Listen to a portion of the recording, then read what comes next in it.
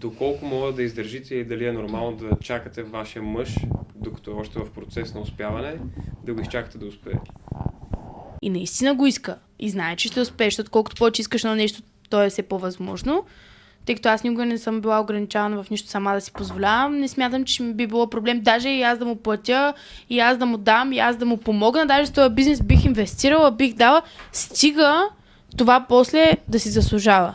Но не накрая на тази цялата ситуация, аз това нещо съм го търпяла 2, 3, 4, 5 години. То даже не е търпение, то е изчакване, нали, подпомагане по някакъв начин.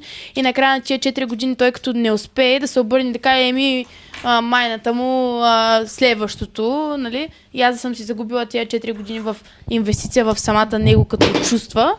Иначе не, от парична гледна точка, мен това не ме притеснява. Била съм с хора, които имат по-малко парични възможности от мене, била съм и с по-големи парични възможности от мене.